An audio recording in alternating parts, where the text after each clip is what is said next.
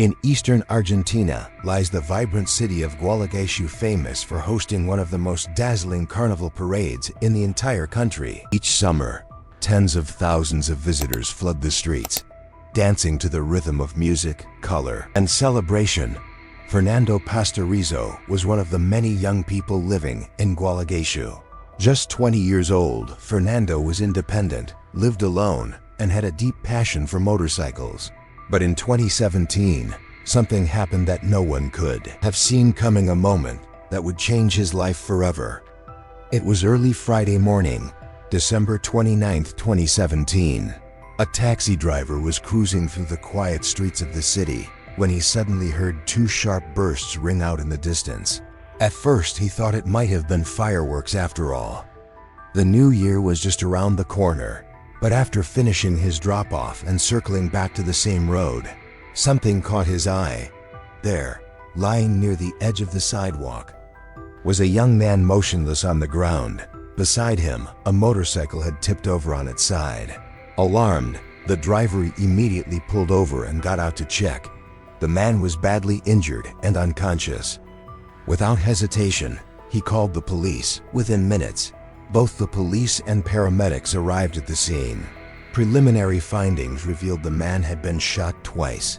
Authorities believe the attacker fired from behind, causing him to fall off his motorcycle. Then a second shot struck him in the chest. Despite efforts to save him, he passed away shortly after arriving at the hospital. The official cause of death was listed as excessive blood loss, with the time of death recorded at around 5:00 a.m. The victim was soon identified as Fernando, a local college student. While searching the area, investigators found one bullet casing wedged in a crack in the wall nearby. A second casing was never recovered. It's likely the shooter took it when they fled. Based on the recovered evidence, the weapon was identified as a 9mm handgun. The taxi driver, the first person on the scene, told police that earlier that morning, he had been waiting for a passenger. On his way back, he saw someone lying on the road from a distance. He also noticed another figure standing nearby, though in the dim early light, he couldn't tell if it was a man or a woman. As he approached, that person quickly ran off into the shadows. There were no security cameras in the area, which made the investigation even more challenging. So detectives began by reaching out to Fernando's family. When they received the heartbreaking news, his parents were devastated. They described Fernando as calm, kind, and someone who never got into trouble. His biggest passion, they said, was riding his motorcycle, but they also mentioned something else, something that could change the direction of the entire case. Fernando's girlfriend might have had something to do with what happened. As investigators dug deeper, a name kept coming up: Nahir Galarza, Fernando's girlfriend. She was just 19 years old at the time. The two had first met 5 years earlier at a local bar, and what followed was a turbulent relationship full of breakups, reconciliations, and constant emotional highs and lows. Nahir was born in 1998 into a wealthy, influential family. She was the eldest child, with a younger brother, and her father held a prominent position. He was the chief of the provincial police department. Growing up, Nahir was pampered. Her parents rarely said no to her. She got nearly everything she ever asked for. But even with all that privilege, Nahir's behavior wasn't always predictable. At 16, a small disagreement with her parents spiraled into something much bigger. In a fit of anger, she ran away from home. Soon after, her parents were told that their daughter had been kidnapped. Alarmed, they pulled every string they could to get her back. But when the truth came out, it left them stunned. The whole thing had been a hoax. Nahir had staged the entire kidnapping just to get her parents' attention. By the time she turned 19, Nahir was a university student with striking looks, blonde hair, confident demeanor, and a presence that turned heads on campus. While she was still dating Fernando, she maintained vague and flirtatious communication with several other men. This blurred line between loyalty and attention from others fueled constant tension in her relationship. The couple argued frequently, and their relationship had become more volatile than ever. From the clues they'd gathered, investigators started piecing together a theory of what might have happened. In the early hours of that morning, Fernando had been giving Nahir a ride on his motorcycle. Somewhere along the way, an argument broke out, one of their most heated yet. Things escalated, emotions boiled over. In that moment of chaos, authorities believe Nahir, overwhelmed with anger, pulled out a small firearm she had brought with her and fired at Fernando. The shot caused the motorcycle to veer off the road and crash. But the confrontation didn't end there. According to the investigation, Nahir approached Fernando, now seriously hurt, and fired once more. Then, in the silence that followed, reality seemed to hit. Investigators believe she began searching the ground, perhaps looking for the shell casings. She managed to pick up one. But before she could do anything else, a taxi suddenly drove by. Startled and panicked, Nahir fled the scene. Soon after, police brought Nahir in for questioning. Calm and composed, she denied any involvement in the incident. According to her statement, the night before the tragedy, she had dropped by Fernando's house to pick up a phone charger she had forgotten. Fernando then gave her a ride back to her home. It was late, her parents were already asleep. She claimed that Fernando didn't leave her house until around 5 o'clock a.m. And the next morning, Nahir admitted that their relationship had always been complicated. While they fought often, she insisted there was love between them. And every argument, she said, was always followed by reconciliation. There was no way, she claimed, that she could have done something so extreme over a relationship issue. Not long after, one of Nahir's close friends came forward voluntarily to share what she knew. She told investigators that 5 days before the incident, she and Nahir had gone out to a popular bar, the same bar where Nahir and Fernando had first met. But this time, Nahir didn't invite Fernando. They had just had a major argument and were considering breaking up. Instead, Nahir brought along another young man, but as fate would have it, Fernando showed up at the bar that same night. When he saw Nahir with someone else, he was visibly upset. Despite his presence, Nahir acted like she didn't even notice him. She continued drinking and chatting with her companion. Fernando waited until she was alone, then walked up to confront her. Tension escalated. Voices were raised. Before long, the disagreement turned physical. According to the friend, she had to step in and separate the two before things got worse. After the altercation, both parties left the bar, clearly angry, and didn't speak to each other again that night. Same friend also revealed something even more troubling. She had seen bruises on Nahir's arms and legs on several occasions. When asked, Nahir claimed they were from Fernando, suggesting there had been abuse. But Fernando's friends told a very different story. One of his closest friends said Fernando had reached out to him in a panic shortly after the bar incident. He had sent several texts recounting everything that had happened. According to Fernando, after they left the bar, Nahir convinced him to go back to her house. Once inside, she locked the door, and that's when things took a dark turn. Fernando claimed that he was physically attacked, pushed, and cornered. At one point, his head was slammed against the wall so hard that he nearly blacked out. Even as he pleaded for them to stop, the assault allegedly continued. Desperate, Fernando pulled out his phone and began recording, but when they noticed what he was doing, things only escalated. He was forced to delete the video. Then came the threats. If he ever went to the police, they would turn the tables and accuse him of being the aggressor. They even warned that they'd use older bruises, ones that Nahir had gotten from an accidental fall, as evidence against him. Fernando was terrified. With Nahir's father being the provincial police chief, he feared that no matter what he said, no one would believe him. In the end, he chose silence, hoping perhaps that the storm would pass. Fernando's close friend handed over a series of text messages to the police, messages that painted a very different picture of Nahir. The conversation showed signs of controlling behavior and even physical aggression. Detectives reached out to other people in Fernando's life to verify these claims, and more accounts began to surface. Several friends confirmed that, on December 25th, they had received messages from Fernando describing a troubling incident. He said he had been assaulted by his girlfriend.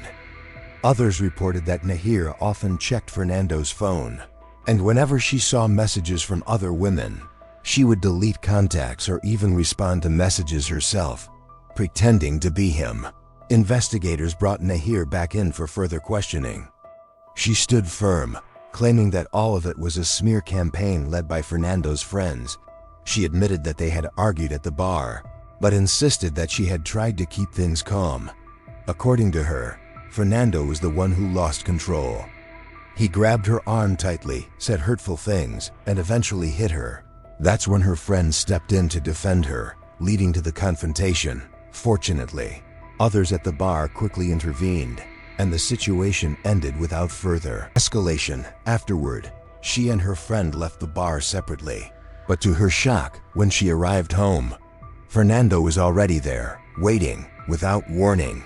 He allegedly threw a punch. That incident, she said, made her realize she needed to walk away from the relationship for good. But Fernando didn't give up easily. He kept reaching out, apologizing, promising things would change. Eventually, she gave in, and they reconciled. Only 5 days later, he would be found dead.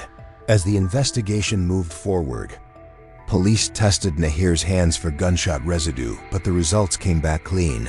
Despite the lack of residue, the public wasn't convinced of her innocence.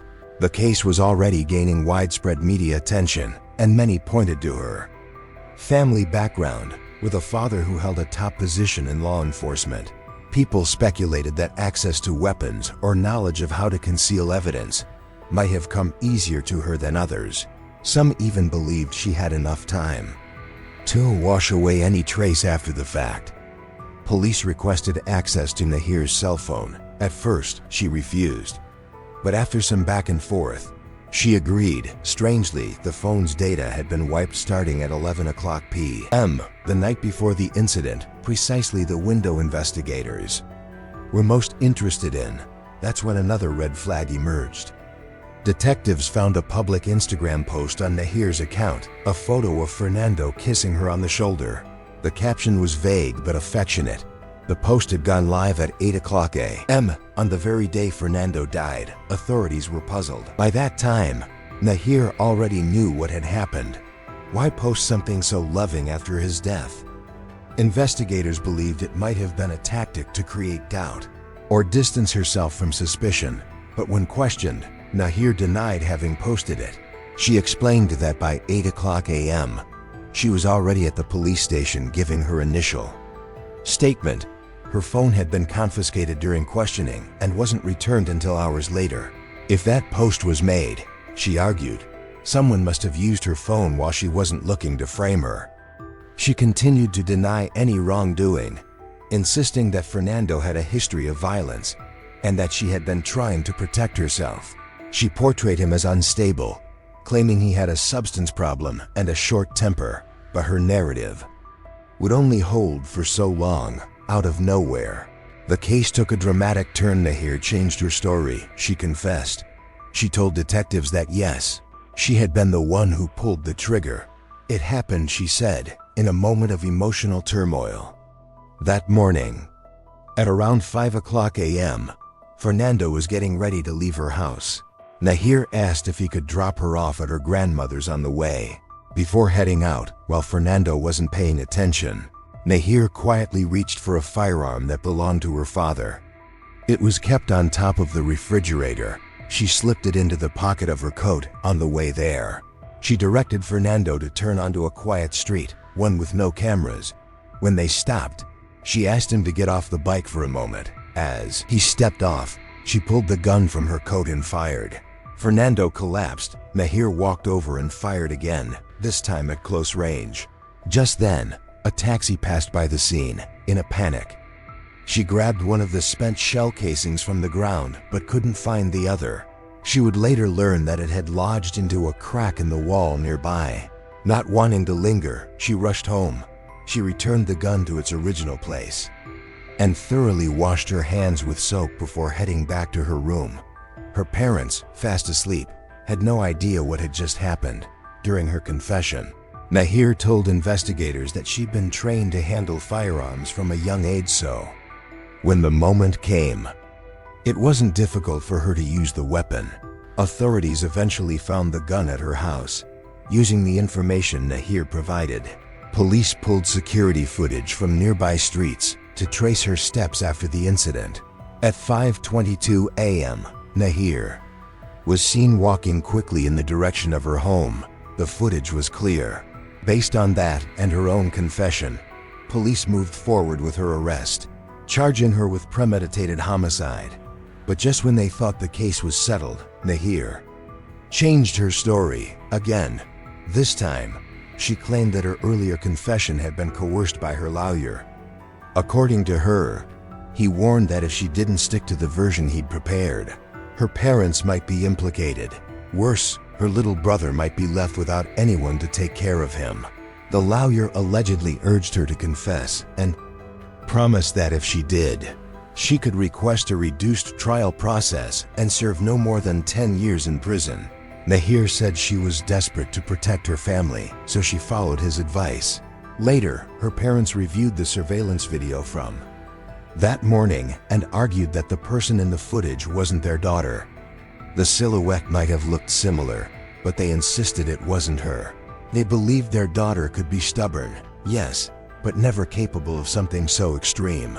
After this turn in the investigation, Nahir's mental health began to decline. Authorities transferred her to a psychiatric hospital for evaluation while she remained in custody, awaiting trial.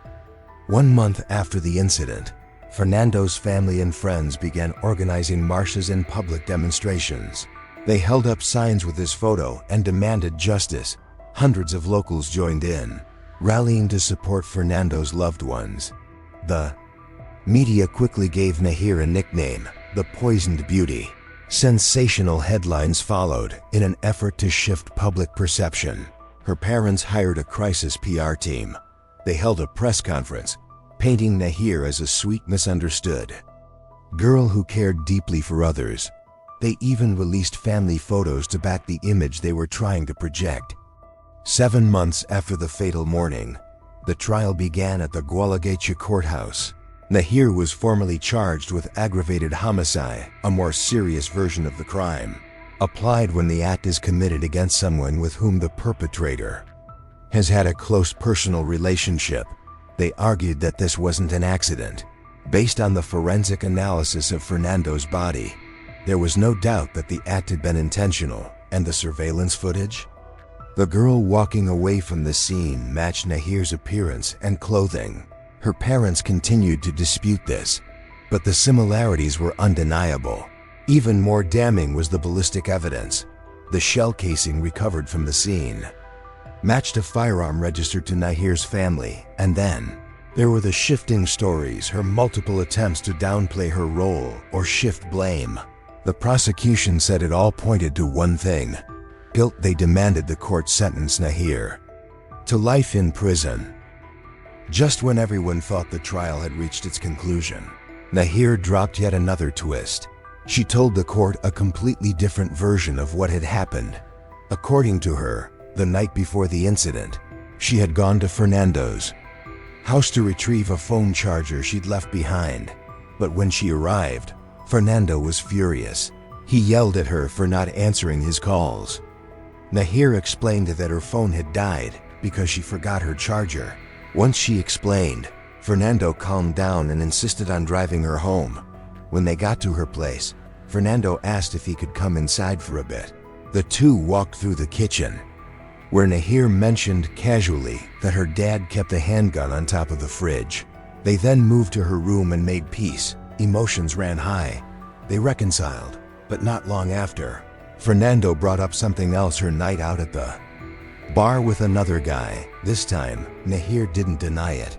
She admitted that she was seeing someone else, someone who she felt treated her better. That, she said, sent Fernando over the edge. In a fit of rage, he allegedly grabbed her by the hair and dragged her outside. On the way out, he reportedly grabbed the handgun she had mentioned earlier and threatened her, saying, "If you scream, I'll hurt your parents." Nahir claimed he forced her onto his motorcycle and sped off. She was terrified, fearing he might actually do something dangerous. She tried to grab the gun he had wedged between his legs. Failed. Realizing this, Fernando held the weapon with one hand while steering with the other. As they approached a sharp turn where the incident would later occur, he lost control of the bike. Nahir said she took the opportunity to grab the weapon. Right after, Fernando slammed on the brakes, sending them both flying. Nahir said she was dizzy and disoriented. When she came to, Fernando was already unconscious. She had no memory of pulling the trigger. In court, Nahir broke down in tears as she told this version. But her repeated contradictions over time had badly damaged her credibility. Forensic experts and multiple witnesses soon challenged her story. One witness, brought forward by the prosecution, testified that he saw Nahir early that morning. She was wearing tight-fitting clothes and carrying a large jacket, possibly to conceal something. What stood out to him, he said, was her strange smile as she passed by. It gave him chills. Nahir's defense team tried a new approach. They argued that Fernando wasn't her boyfriend, just a friend. If that were true, the charge of aggravated homicide, reserved for intimate partners, wouldn't apply. But the prosecution hit back with messages, photos, and testimony from Fernando's parents confirming their relationship began in 2012. They'd traveled together. They weren't just friends.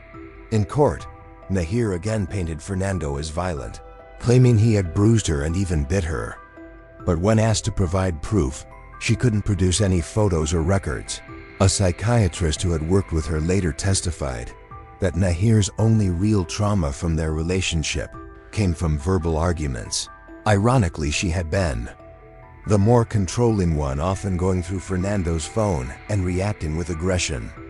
Prosecutors also revealed that days before the incident, Nahir and a group of friends had physically assaulted Fernando. One photo showed his eyes swollen shut. His parents broke down sobbing when the image was shown in court. Eventually, the trial concluded. Nahir Galarza was found guilty of aggravated homicide and sentenced to life in prison, with no chance of parole for 35 years. She became the youngest woman in Argentina's history to receive such a sentence.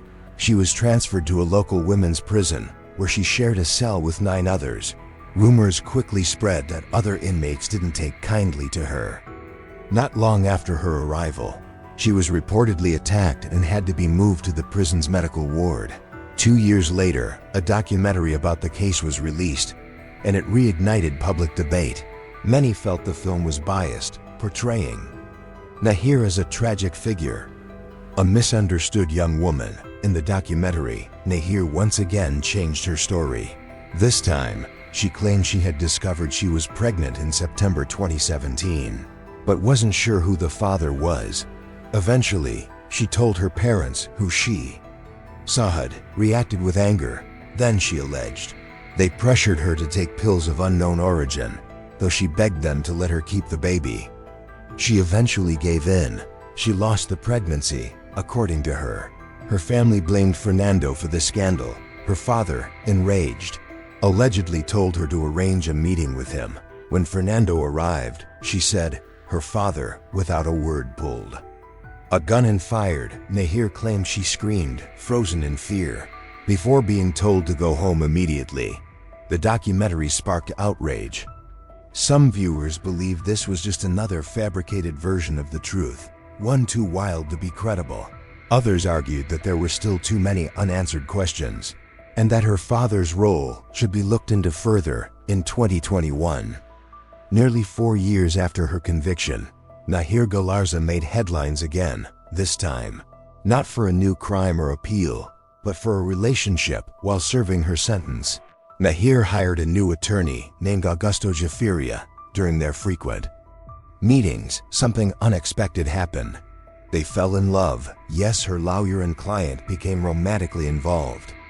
It didn't take long before Augusto made a public declaration, one that reignited the firestorm surrounding the case.